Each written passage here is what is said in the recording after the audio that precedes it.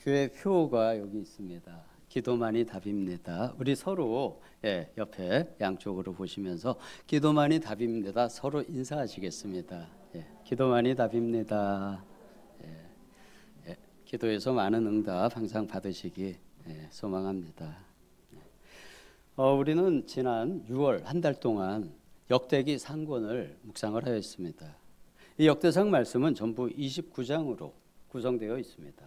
그리고 우리 한 달은 6월 달은 30일이었죠. 그런데 이 역대상 말씀이 한 장이 되게 많은 구절들을 가지고 있는 장들이 많이 있습니다. 그렇지만 우리가 한 달 만에 묵상을 잘 마쳤습니다. 그래도 크게 무리가 없었던 것은 이 역대상 상고는 세 가지의 주제가 처음부터 끝까지 연속되고 있습니다. 그 덕분에 이해가 크게 어렵지는 않았습니다. 이 중요한 세 가지 주제는 이스라엘의 족보, 그리고 다윗의 영성, 성전 건축 준비 세 가지입니다. 저도 오늘 이 세 가지의 주제를 중심으로 역대기 말씀의 개요를 풀어가도록 하겠습니다.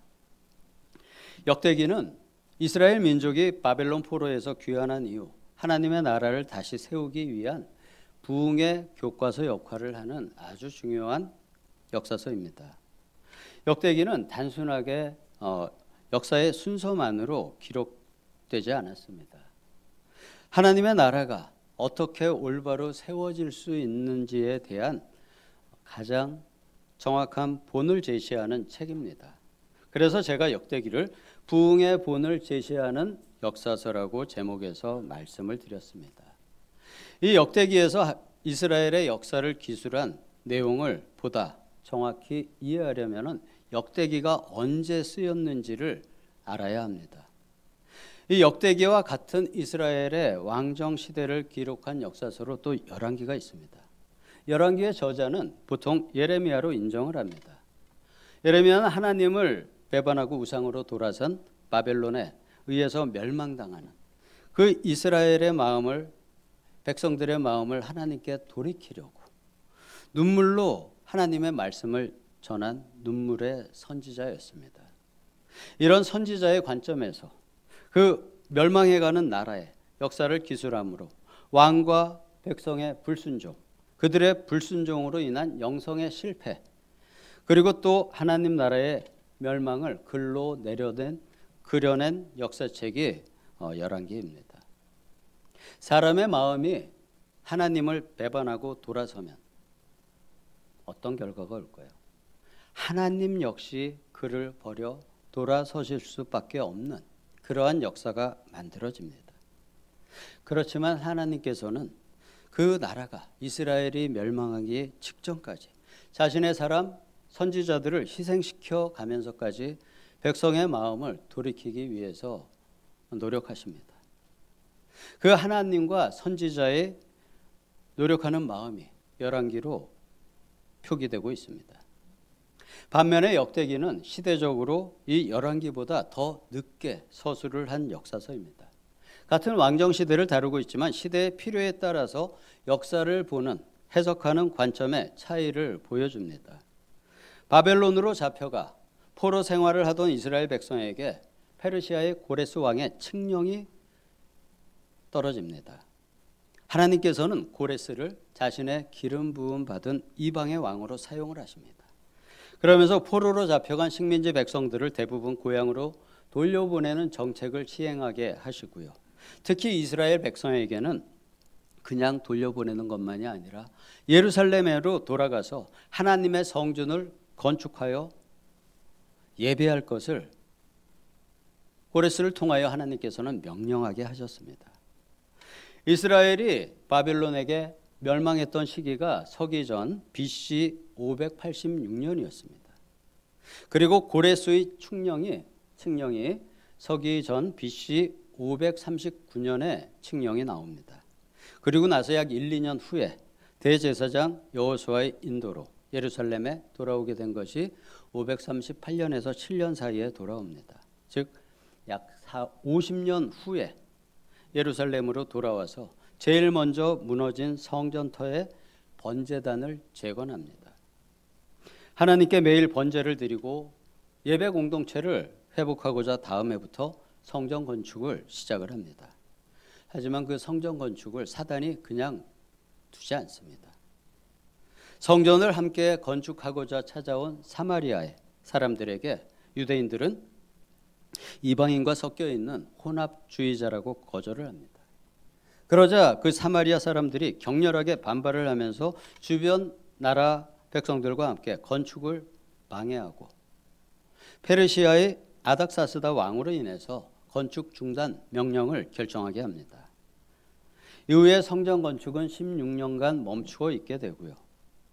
다시 하나님께서 선지자 학개와 스가랴의 강력한 메시지를 또 백성들에게 용기를 줌으로 인하여 다리오 왕 2년에 건축을 다시 시작하고 4년 후에 완성이 됩니다.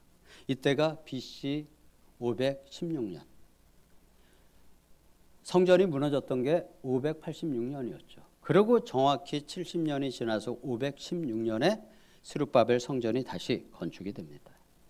70년 만에 돌아오리라는 그 선지자가 선포했던 말씀이 무너진 성전이 70년 만에 다시 건축이 되므로 정확히 말씀의 증거를 보여주십니다. 이 성전이 건축된 이후에 그들은 하나님 앞에 전심으로 예배를 드렸고 이스라엘은 온전한 하나님의 나라로 만들어졌습니다. 라는 좋은 결말이 나와야지 되는데 불행하게도 이스라엘의 역사는 그렇게 흘러가지를 못했습니다. 성전의 건축에도 불구하고 백성과 제사장들과 관리들이 온전한 마음으로 하나님 앞에 나아가지를 않았습니다. 그 당시 백성들의 영적인 상태는 에스라와 느헤미야서에 나타나 있습니다. 2차 기환으로 레위인이고 또 율법학자인 에스라가 돌아왔을 때 백성들의 영적인 상태는 하나님 말씀에 대하여 무지하고 또 영적으로 혼란스러운 상태였습니다.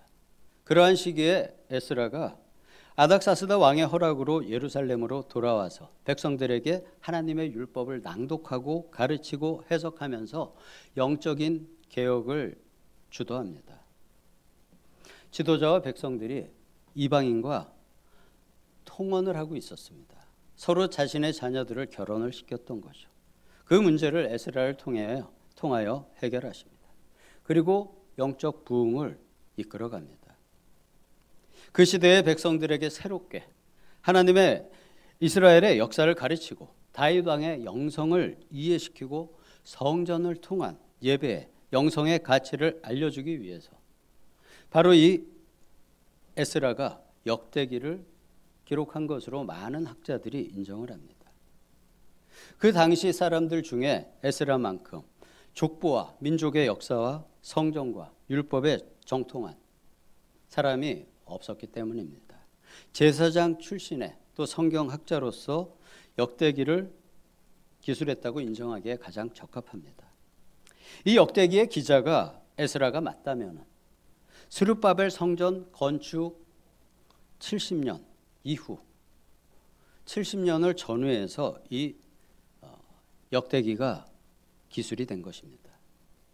성전 건축 당시에는 큰 기쁨과 은혜에 젖었던 백성이 70년이 흐른 후에 이렇게 다시 다윗과 성전의 역사를 기억해야 할 정도로 이스라엘 백성들의 영성이 다시 타락한 것입니다.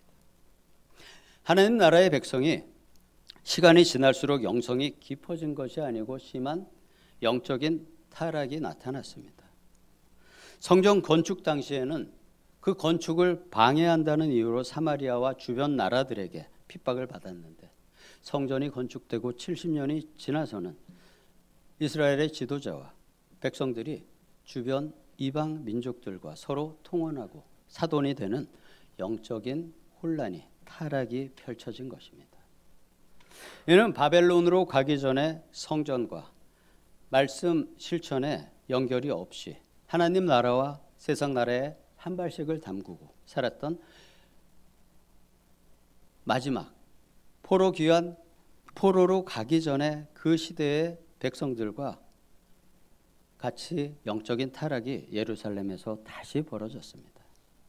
이러한 영성을 바로 세우기 위해서 바벨론에서 예루살렘으로 새롭게 사람을 보내셨고 그들의 거룩한 분노로 인하여 예루살렘의 영적인 새바람이 풀고 있습니다.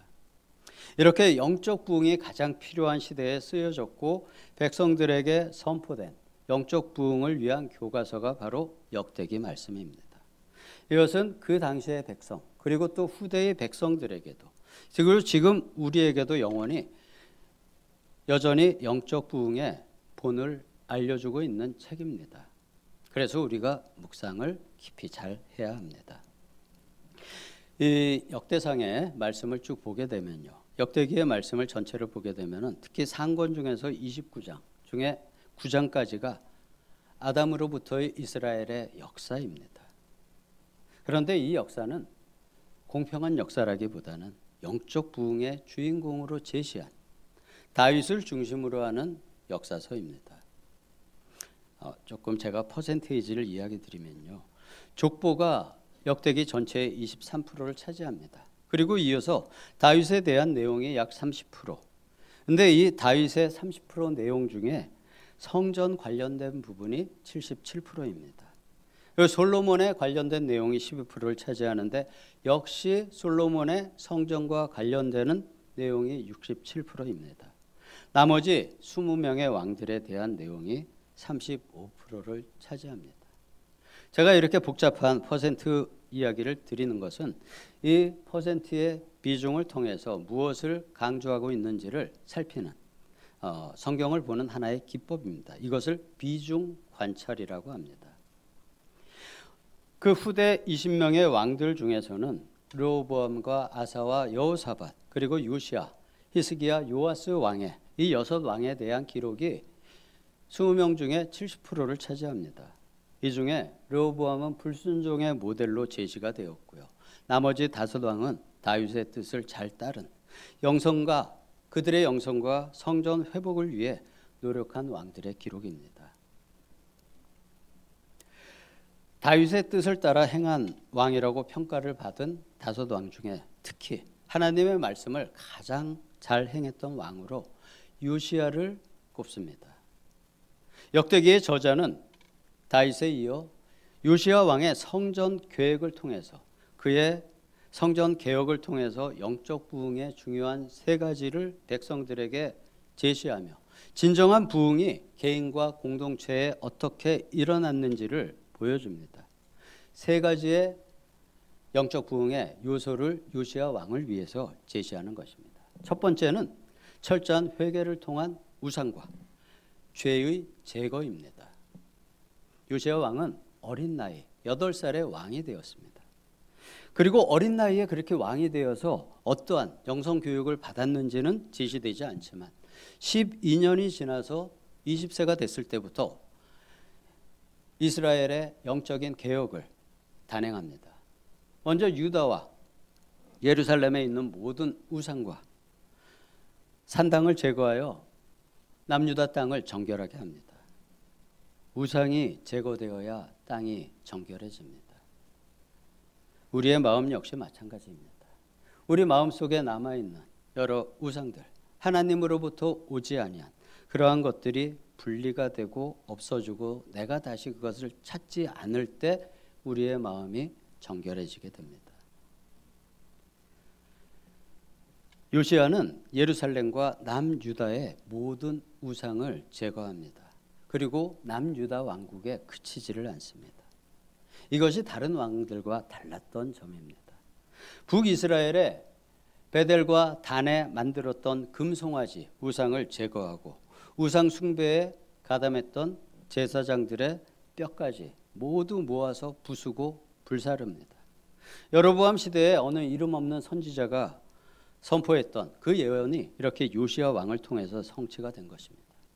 요시야 왕의 이 모습이 바로 하나님과의 관계를 가로막는 모든 죄악을 뿌리 뽑는 데에는 이렇게 철저한 회개가 필요함을 보여주고 있습니다.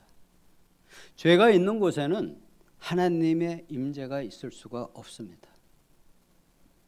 그 죄는 우리가 하나님을 만나는 장애물이 되고 벽이 됩니다. 그래서 우리는 하나님과 우리 사이에 있는 이 죄의 벽을 없애기 위해서 우리의 죄를 매일 하나님 앞에 자백하라고 요한일서 1장 9절은 우리에게 권유합니다. 그렇게 할 때 우리가 모든 불의로부터 깨끗함을 받게 됩니다. 요시야는 우상 숭배 척결에 그 사역을 위해서 왕인 자신이 직접 북이스라엘까지 직접 다닙니다. 다른 왕과 많이 다르죠. 그냥 시키지 않고 본인이 직접 북이스라엘의 구석구석 촌마을까지 다녔다고 역대기는 기록을 합니다. 그러면서 모든 우상의 기물과 대상들을 제거하였습니다. 요시야 왕과 당시의 백성들은 하나님과의 관계를 가로막는 이렇게 우상과 죄의 모든 뿌리를 뽑고 철저한 회개를 통해서 하나님의 임재를 회복하고자 한 노력, 이것이 바로 요시야 왕이 했던 영적 부흥의 첫 번째 요소입니다. 그리고 두 번째 부흥의 요소는 전적인 순종을 통한 하나님과의 언약 관계의 유지입니다. 회개를 통해서 하나님을 만나고 그리고 그 관계를 유지해가는 것, 유지가 중요합니다. 이 유지하는 방법은 하나님을 만나 구원에 이르렀지만 그것을 유지해 가기 위해서 필요한 것이 말씀에 대한 순종이라고 요시야 왕이 제시합니다. 그리고 그것을 행하며 살았습니다. 그리고 그것을 역대기의 기자가 기록하였습니다. 이스라엘 백성들이 모세오경의 말씀을 중요하게 여기며 실천하고자 하는 것은 말씀의 행함, 율법의 행함이 구원의 유지 수단이라고 믿었기 때문입니다. 요시야는 왕이 된 지 18년째에 성전을 수리하다가 율법책을 발견했습니다. 그리고 서기관이었던 사반이 그 말씀을 가지고 와서 요시야 왕에서 읽어줄 때 그는 자신의 옷을 찢으며 통회를 했고 백성들 앞에서 언약을 갱신하며 이제 하나님의 말씀대로 다시 살아갈 것을 백성과 함께 다짐합니다. 그는 이스라엘 역사상 사무엘 시대 이후에 그 유례가 없이 유월절을 성대하게 치루었다고 말씀은 기록합니다. 이 모습이 그가 하나님 앞에 얼마나 철저하게 순종했는지를 보여주는 것입니다. 이렇게 영적 부흥은 하나님의 말씀에 대한 깊은 이해와 전적인 순종을 통해서 지속되게 됩니다. 신약적으로 말씀을 드리면 믿음의 행함을 통해서 구원이 완성되어 갑니다. 예수님을 닮아가는 성화의 삶을 살아감으로써 우리의 예수님을 닮아가는 모습이 점차 이루어지게 되는 것입니다. 이렇게 말씀과 믿음이 우리 삶의 나침판이자 기준이며 말씀을 믿고 믿음으로 순종할 때 우리는 하나님과 동행하며 그분의 뜻을 이루어갈 수 있습니다. 그분과 하나가 되어갈 수 있습니다. 영적 부흥의 세 번째 요소는 예배 중심의 삶입니다. 즉 공동체와 개인이 하나님의 거룩한 성전으로 세워져 가는 삶입니다. 요시야는 성전을 수리하고 제사 제도를 정비하여 올바른 예배가 이루어지도록 노력하고 그렇게 만들었습니다. 다윗이 성전에서 정결한 예배를 만들어가는 과정이 역대상의 가장 중요한 주제였다면 요시야는 다윗이 행하고자 했던 그 경건하고 올바른 예배를 가장 잘 세워간 왕이었습니다. 구약시대의 성전은 이렇게 하나님의 임재가 머무는 거룩한 장소였습니다. 그러나 신약시대에 와서는 이제 성전은 건물만이 아닙니다. 우리 각 개인과 교회의 공동체가, 우리 교회 공동체가, 그리고 우리 각 성도의 마음이 바로 하나님의 성전입니다. 이것을 이야기하는 것이 고린도전서 3장 16절 말씀입니다. 그러므로 오늘날의 예배 중심의 삶은 단순히 예배당을 아름답게 꾸며가는 것, 또 화려한 예배 의식, 그것을 넘어서야 합니다. 신약시대의 성전에서의 삶은, 성전으로서의 삶이라는 것은 공동체의 연합과 하나됨을 의미합니다. 고린도전서는 교회의 분열이 하나님의 성전을 더럽히는 것이라고 강력하게 경고합니다. 에베소서 2장에서는 유대인과 이방인이 그리스도 안에서 연결되어 하나님의 거룩한 성전을 하나됨으로 이루어가는 영적인 연합을 강조합니다. 지역, 인종, 계층, 학력, 사회적인 지위, 이러한 어떠한 차이도 없이 모든 성도가 그리스도 안에서 서로 존중하고 사랑하며 모든 다툼과 분열을 버리고 하나 되는 공동체를 이루는 것이 바로 신약시대의 성전 중심의 삶입니다. 그러기 위해서 우리 각 개인이 해야 될 것은 음란이나 미움이나 불순종, 거짓과 같은 죄악을 버리고 거룩하고 정결한 삶을 우리가 찾아갈 때 비로소 하나님의 임재가 우리 안에 머물게 되고 우리는 살아있는 성전이 될 수 있습니다. 이것이 우리가 세상 속에서 하나님의 임재를 드러내는 존재로 살아가는 것을 의미합니다. 이렇게 역대기는 예배에 최선을 다하는 삶을 사는 사람을 중시합니다. 하나님 앞에서의 회개와 순종 그리고 진실한 만남이 영적 부흥의 요소라고 이야기합니다. 그리고 이렇게 영적 부흥을 이루어감에 중요한 또 하나는 하나님을 만나는 공간, 즉 장소입니다. 그래서 역대기의 또 다른 중요한 주제는 하나님과의 만남을 위한 장소에 대한 이야기입니다.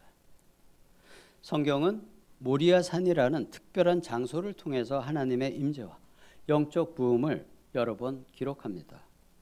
모리아 산의 첫 번째 언급은 아브라함을 통해서입니다. 하나님은 아브라함을 시험하시고자 창세기 22장에서 아들 이삭을 모리아 산에 올라 번제로 드리라고 명하십니다.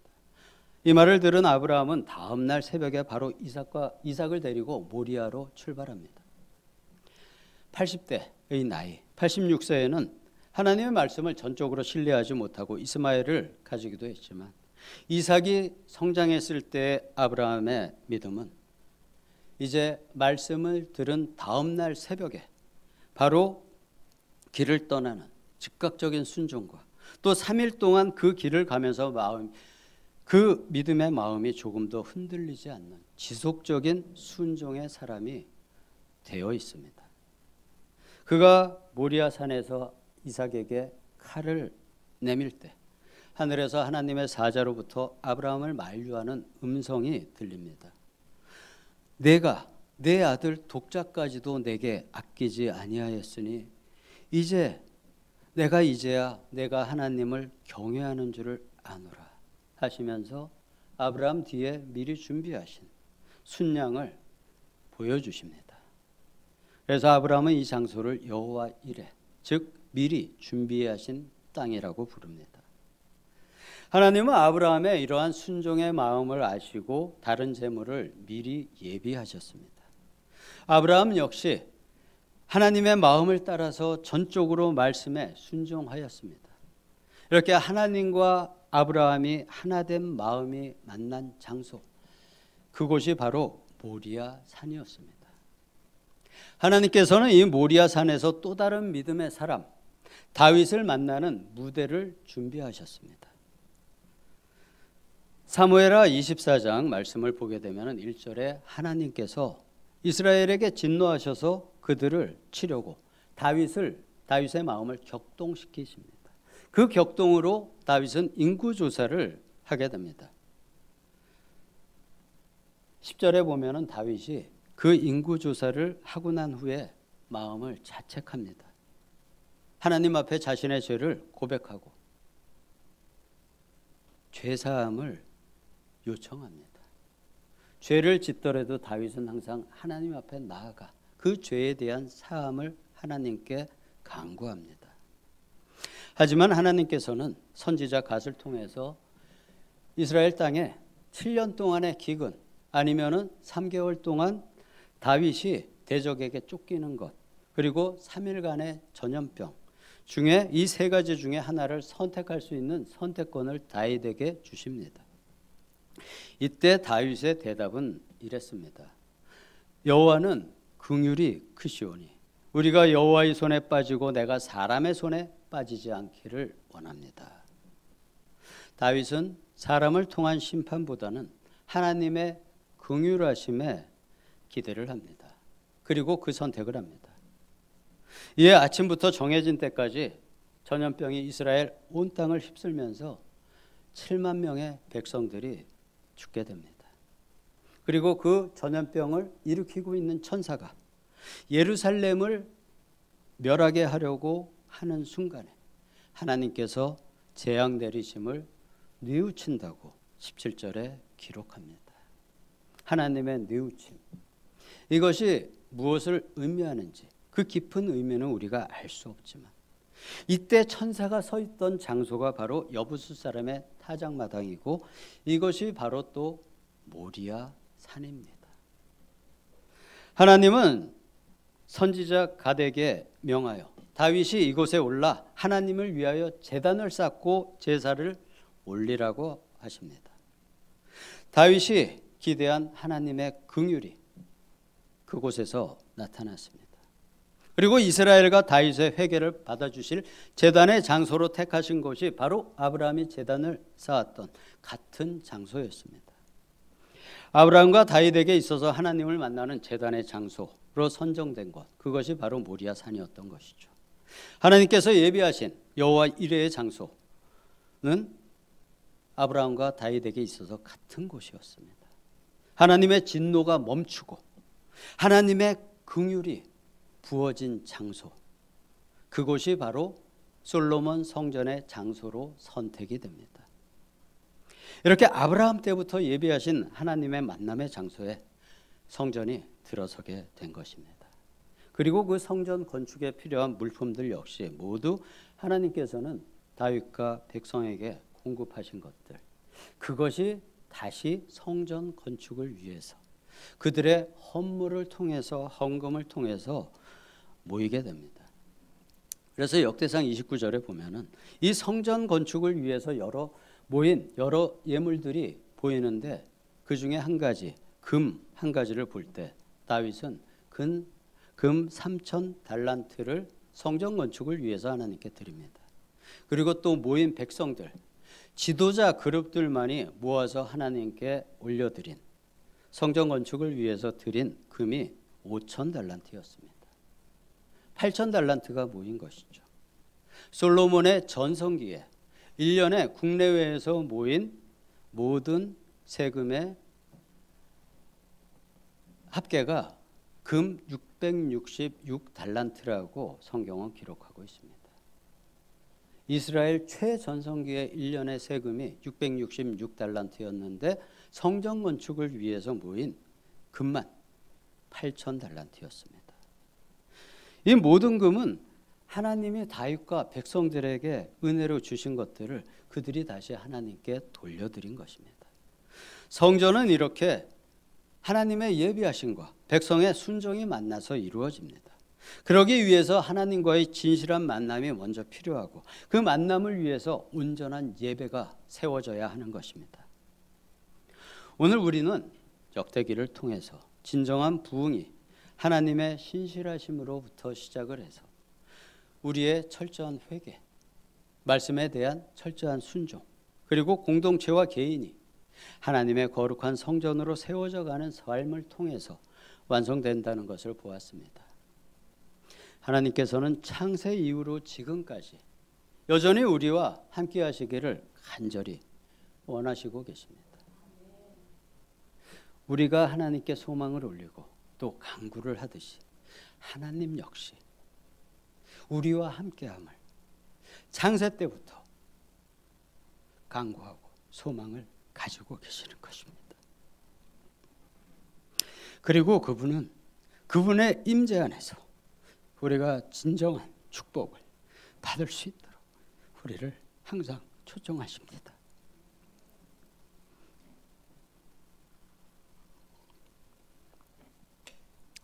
이스라엘 백성은 포로기에서 귀환하여 성전을 건축한 지 70년이 지난 시간에도 영적인 혼란을 이렇게 겪는 모습을 우리에게 보여줍니다. 아브라함 직후에, 아브라함 이후에 2000년이 지나서 예수님이 이 땅에 오셨습니다. 새로운 약속의 말씀을 주셨습니다. 그리고 다시 가신 지 2000년이 지난 시대를 우리는 살고 있습니다. 그러나 우리도 바벨론의 이 백성들처럼, 귀환한 이스라엘 백성처럼 여전히 영적인 혼돈 안에서 우리 마음의 일부는 살아가고 있습니다. 당시 백성들이 가졌던 그 문제들, 나의 삶에서 하나님과의 만남을 가로막고 있는 죄의 장벽들이 여러분 마음에 있으신가요? 우리는 얼마나 하나님의 말씀에 깊이 순종하고 살고 있나요? 우리의 공동체는 하나님의 거룩한 성전으로 온전히 세워지고 있나요? 우리에게 영적인 부흥은 여전히 이 문제의 답을 구하는 과정입니다. 그리고 그것을 이루어가는 과정입니다. 나에게, 우리에게 있어서 영적인 부흥은 하나님께서 얼마나 나와 우리와 함께 하시는지입니다. 우리가 하나님과 주님의 말씀에 순종하며 거룩한 공동체를 세워가는가에 대한 응답입니다. 우리가 바벨론 포로에서 귀환한 이스라엘의 백성들처럼 영적인 혼돈과 또 절망 속에서도 다시금 하나님의 얼굴을 구하고 그분의 뜻에 순종하며 살아갈 때 우리는 하나님께서는 우리 가운데 놀라운 부흥을 우리 개인과 각 성도와 가정과 이 교회에 허락하실 것입니다. 이렇게 우리 각 성도와 우리의 가정과 그리고 교회가 하나님의 임재가 충만한 진정한 부흥을 경험하여 이 땅 가운데 하나님의 영광을 우리 모두 드러내시기를 주님의 이름으로 축복합니다.